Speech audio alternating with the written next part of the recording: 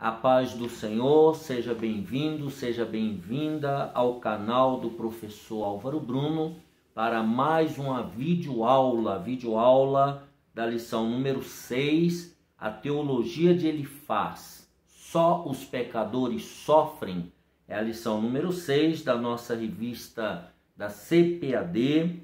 Nesse trimestre estamos estudando sobre o sofrimento e a restauração de Jó. Na lição número 5, nós vimos o lamento de Jó. Agora nós vamos ver essa teologia. É o equivalente ao dia 8 de novembro de 2020, a lição número 6. Só os pecadores sofrem. Nós terminamos a lição anterior vendo que o crente maduro, ele adquire sabedoria, ele adquire confiança e maturidade em Deus quando ele passa pela prova, com a ajuda do Espírito Santo de Deus. Deixa eu colocar meus óculos aqui, para a gente enxergar melhor. Vamos ao texto áudio da lição 6. Lembra-te agora, qual é o inocente que jamais pereceu? E onde foram os sinceros destruídos? Segundo eu tenho visto, os que lavram iniquidade e semeiam o mal, cegam isso mesmo. Jó, capítulo 4, versos 7 e 8. Verdade prática. Embora transcendente, Deus tem prazer em se relacionar com o homem terreno. Vejamos a leitura bíblica em classe, Jó capítulo 4, do verso 1 ao 8, Jó 15, do 1 ao 4 e do 22, do 1 ao 5. Então respondeu Elifaz, o temanita, e disse: se intentarmos falar-te, enfadar-te-ás, mas quem poderá conter as palavras? Eis que ensinaste a muitos e esforçaste as mãos fracas. As tuas palavras levantaram os que tropeçavam, e os joelhos desfalecentes fortificaste. Mas agora a ti te vem, e te enfadas, e tocando-te a ti te perturbas. Porventura, não era o teu temor de Deus a tua confiança e a tua esperança a sinceridade dos teus caminhos? Lembra-te agora, qual é o inocente que jamais pereceu? E onde foram os sinceros destruídos? Segundo eu tenho visto, os que lavram iniquidade e semeiam o mal, cegam isso mesmo. Então respondeu Elifaz, o temanita, e disse: porventura dará o sábio em resposta ciência de vento? E encherá o teu ventre de vento oriental? Arguindo com palavras que de nada servem e com razões que de nada aproveitam? E tu tens feito vão o temor, e diminuís os rogos diante de Deus. Então respondeu Elifaz, o temanita, e disse: porventura o homem será de algum proveito a Deus? Antes a si mesmo o prudente será proveitoso. Ou tem o Todo-Poderoso prazer em que tu sejas justo, ou lucro algum em que tu faças perfeitos os teus caminhos? Ou te repreende pelo temor que tem de ti, ou entra contigo em juízo? Porventura não é grande a tua malícia e sem termo as tuas iniquidades? Então veja que nós temos aqui alguns questionamentos. O objetivo geral dessa aula: destacar o pensamento teológico de Elifaz, que faz uma defesa contundente da religião tradicional, segundo a qual somente os pecadores sofriam. Então, esse era o foco da religião tradicional. Acreditava-se que somente os pecadores sofriam. Objetivos específicos. Primeiro, apontar a defesa de Elifaz acerca da justiça retributiva. Isso é importante, justiça retributiva. Segundo, mostrar a associação de Elifaz a respeito do pecado, a quebra da tradição religiosa.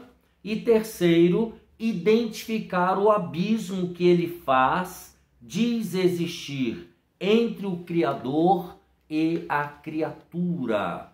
Então vejamos isso aí nessa lição número 6, cujo foco principal é: só os pecadores sofrem? Ponto central: não só os pecadores sofrem. Então aqui já está definindo o rumo dessa aula. Não é somente os pecadores que sofrem. Nessa lição, introdução, estudaremos o discurso de Elifaz. Ele é o primeiro amigo de Jó a expor sua concepção teológica acerca da situação degradante em que se encontrava o homem de Uz. Então Elifaz tinha uma concepção da religião, da teologia.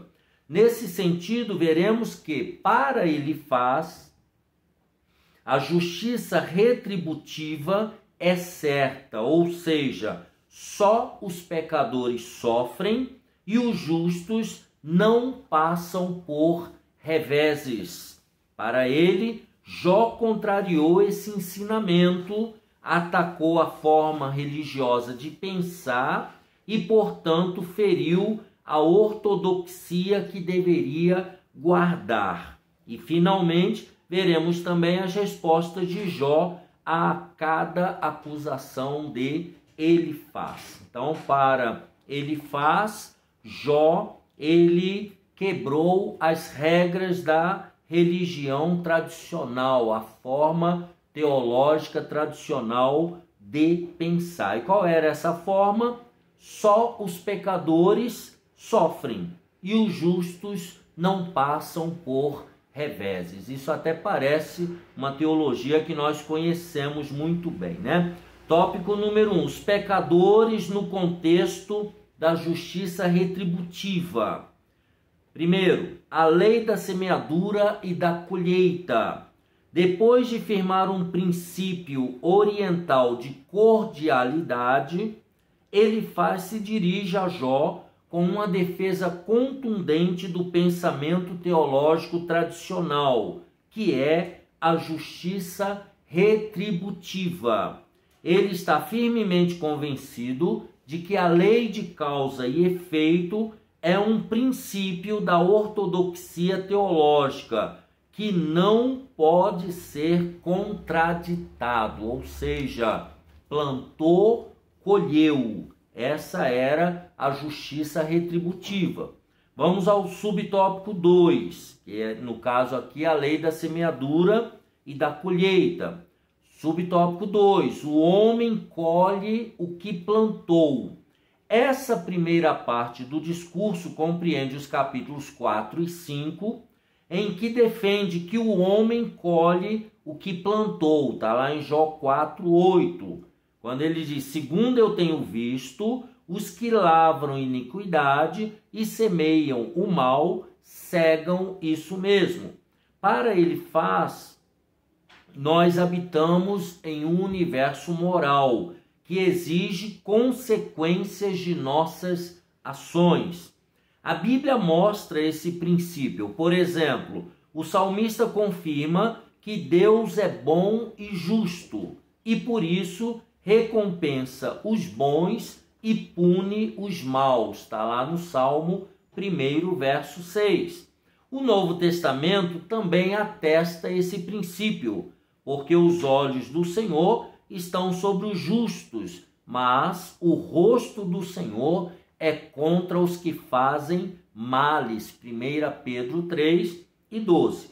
Portanto, defende que o pecado sempre produz consequências, mas que somente os pecadores pagam por isso. Assim, segundo se Jó estava sofrendo, era porque havia pecado. Cabia a Jó, então, assumir a responsabilidade moral de seu pecado. Não havia outra opção. Então, esse era o pensamento de Elifaz, né? Ele vai o tempo inteiro defender que se Jó estava sofrendo é porque havia pecado encoberto e ele, Jó, deveria admiti-lo moralmente. Quantos são os que fazem acusações precipitadas quando alguém passa por momentos delicados na vida? Então veja já uma aplicação, né? Ao julgar precipitadamente, muitos cometem injustiças e esquecem de que Deus é quem pode ver todo o lado da questão. Então, somente Deus conhece o presente, o futuro, o exterior e o interior de cada ser humano, né? Não podemos deixar isso de lado, mas a princípio ele estava dentro da sua razão. Subtópico número 3, a queixa de Jó. Em sua defesa, Jó se contrapõe à teologia de Elifaz, está lá no Jó, capítulos 6 e 7. Essa teologia era a base de como se imaginava o universo governado por uma lei moral de causa e efeito.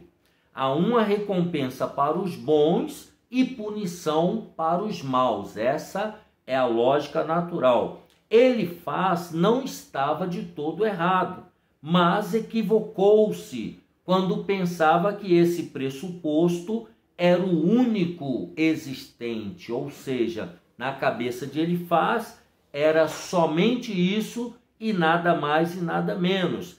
Tratava de parte da verdade, mas não de toda. Sua teologia não se aplicava no caso de Jó. Então era difícil para Elifaz aqui abrir uma exceção, até porque até então eles ainda não tinham tido essa experiência, né? Era o preto no branco. Então ele não tinha a verdade completa, tá? O patriarca, no caso Jó, ele não aceita a tese de Elifaz e por isso sente-se alienado de Deus. Está lá do verso 1 ao 7 do capítulo 6. Jó sente-se alienado de Deus, sente-se alienado de si mesmo e sente-se alienado de seus amigos. Então Jó, ele estava se sentindo completamente alienado, um ponto fora da curva. Isso leva Jó a se queixar de Deus. Veja que aqui ele não está blasfemando de Deus, ele está se queixando. Ele se queixa pela sua atual situação, por aquilo que ele está vivendo e que ele ainda não tem a completa compreensão. É uma queixa fundamentada ainda nos antigos pressupostos teológicos. Então, tudo que ele havia aprendido até ali era a base para os seus questionamentos. Ele era justo, ele não estava em pecado, portanto, não merecia sofrer. Essa era a lógica de Jó. Em seguida, Jó se queixa a Deus. Está lá no capítulo 7, do verso 11 ao 21. Desejando abrir uma porta de diálogo com o Altíssimo. Ele não quer explicações baseadas em teorias teológicas antigas, mas uma conversa sincera através de um relacionamento direto com o Criador, onde Jó fala com ele e Deus fala com Jó. Então veja que aqui Jó, ele já está em busca de uma nova perspectiva. Até então ele faz, o próprio Jó e depois os seus amigos, eles estão com uma religião ortodoxa, eles estão com a visão que eles tinham de religião até aquele momento.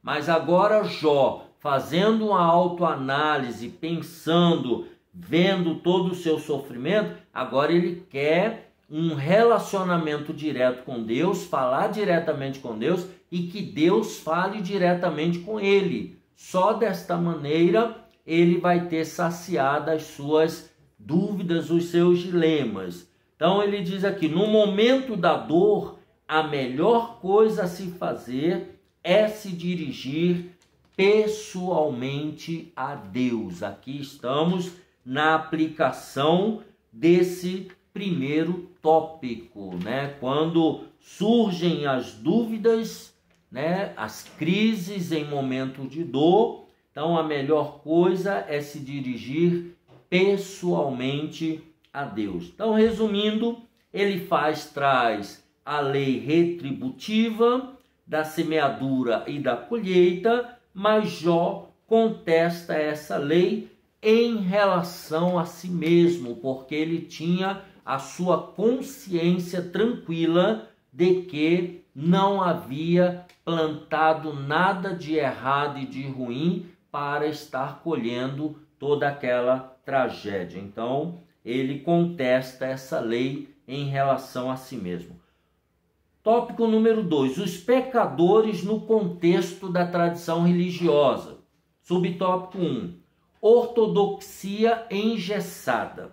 Em seu segundo discurso, que está no capítulo 15, do versículo 1 ao 35, ele argumenta que as palavras de Jó são uma ameaça ao dogma religioso aceita, ou seja, toda a religião que eles viviam era um dogma e todo mundo seguia aquela religião. Então não havia por que Jó agora querer questionar. Então ele diz assim, fala para Jó, argumenta com Jó, e tu tens feito vão o temor e diminuís os rogos diante de Deus, está no verso 4. Assim, se Jó estivesse certo, esse era o pensamento de Elifaz, a religião tradicional que sempre ensinou a prosperidade dos bons e o sofrimento dos maus estaria errada. Ou seja, aquela religião que eles viviam até então entraria em xeque. Nesse aspecto, Jó era uma ameaça àquela forma de pensar.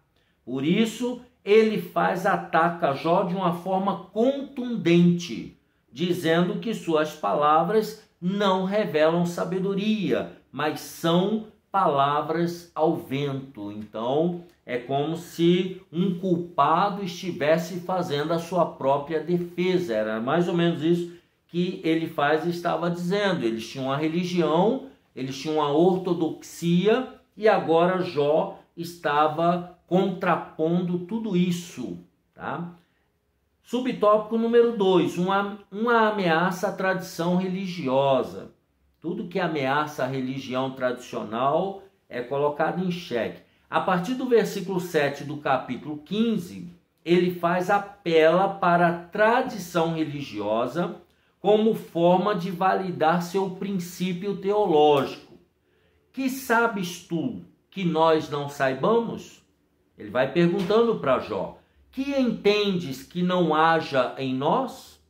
Também há entre nós encanecidos e idosos, ou seja, pessoas experientes, pessoas de cãs brancas, né? E idosos, muito mais idosos do que teu pai. Versículo 9 e 10 do capítulo 15. Ou seja, pessoas tão sábias quanto você e talvez até mais. Segundo Elifaz, ainda que fosse homem sábio, Jó não era mais sábio nem mais antigo do que o dogma que ele estava negando. Então Jó estava ameaçando a ortodoxia religiosa do seu tempo. Número 3, vamos também, um defensor celeste. Em sua defesa, Jó se contrapõe ironicamente ao argumento de Elifaz, está no capítulo 16 e 17 de Jó. Aqui não podemos esquecer de que a resposta de Jó deve ser ouvida na forma poética, que é um eu poético, é um eu lírico, é a subjetividade de Jó sendo colocada para fora, né? A resposta de Jó deve ser ouvida na forma poética, conforme o fazemos nos salmos, nas orações e súplicas, recitados assim. Isso evita um literalismo rígido que empobrece o sentido do texto, quando este é poético e, consequentemente, transforma Jó em um sacrílego, em um herético, tá? Que não é esse o objetivo. Então, nós devemos tomar cuidado com esse literalismo rígido. Nós temos que pensar nessa fala de Jó como a expressão da sua subjetividade dentro de um contexto de grande dor e sofrimento. Isso é muito importante quando fazemos a leitura do texto poético. Nesse texto, Jó reclama, mas não blasfema contra Deus. E aí é bom observar que há uma linha tênue, né, entre reclamar e blasfemar. Tá? Ele tem consciência, Jó tem consciência, de que a teologia de seu amigo firmava-se na terra, mas o homem de Uz apelava aos céus. Então agora Jó está se transpondo, como se alguma coisa na alma dele dissesse que aquela trama só se resolveria lá no céu, lá na eternidade, onde tudo, na verdade, começou. E aí ele diz, firmava-se na terra, mas o homem de Uz apelava aos céus. Sua fé o projeta para o alto, né? Sua fé o projeta para o alto, à procura de quem possa defendê-lo. Ele quer um defensor que interceda por ele no céu. Jó 16, do versículo 18 até o capítulo 17, o verso 2.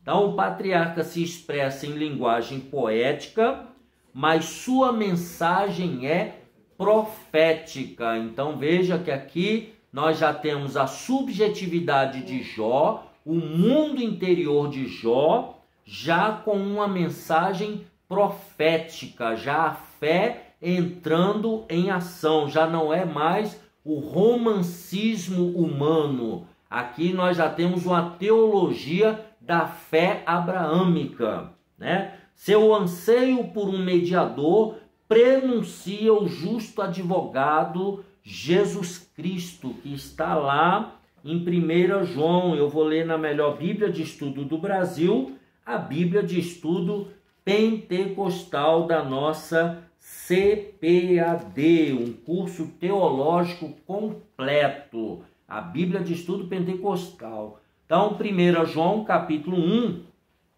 verso 5, diz assim: e esta é a mensagem que dele ouvimos e vos anunciamos, que Deus é luz e não há nele treva nenhuma. Versículo 7, mas se andarmos na luz como ele na luz está, temos comunhão uns com os outros, e o sangue de Jesus Cristo, seu Filho, nos purifica de todo o pecado. E no capítulo 2 de 1 João, diz assim: meus filhinhos, estas coisas vos escrevo, para que não pequeis, e se alguém pecar, temos um advogado para com o Pai, Jesus Cristo, o justo. Então, nós temos aqui profeticamente Jó já clamando por um intercessor lá nas regiões celestiais, já clamando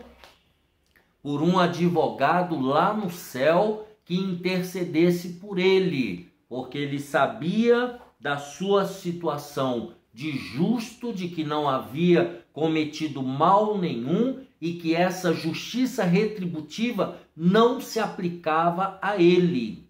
Então ele vai clamar na sua subjetividade, na sua alma, ele vai buscar essa ajuda dos céus. E aqui nós temos então a fé o projetando para o alto.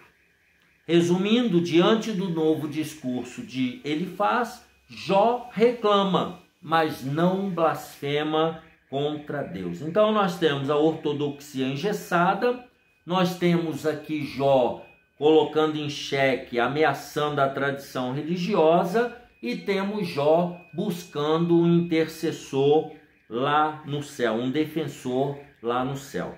Tópico número 3, os pecadores diante de um Deus infinito. Isso aqui é lindo. Como diz o professor Isaías, dá vontade até de dar glória a Deus, né? Subtópico 1, Deus não se importa com quimeras humanas. Em seu terceiro discurso, Jó 22, ele apela para a transcendência divina ao atacar Jó.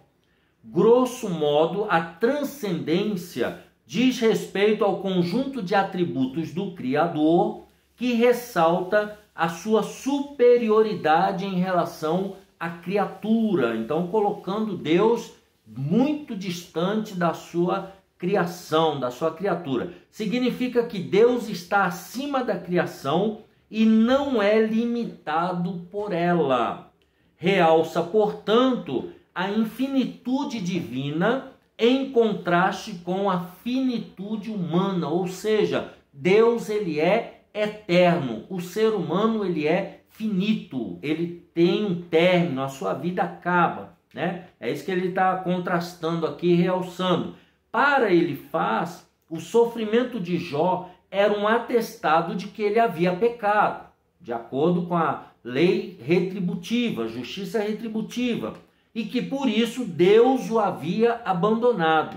Ele era grande, Deus era grande, e não poderia se envolver em quimeras humanas, principalmente nas do pecador Jó. Ou seja, Deus, segundo Elifaz, segundo a sua teologia, Deus não estava nem aí para as picuinhas de Jó, para as lamúrias de Jó, né? Porque ele acreditava que Jó tinha pecado. Então a teologia de Elifaz destaca um Deus transcendente, porém distante, que não se importa muito com o que acontece aqui na terra, indiferente às coisas que criou. Está lá em Jó 22, verso 12. Não adiantava Jó chorar ou reclamar, ele precisava se arrepender. Ou seja, na visão de Elifaz era preto no branco.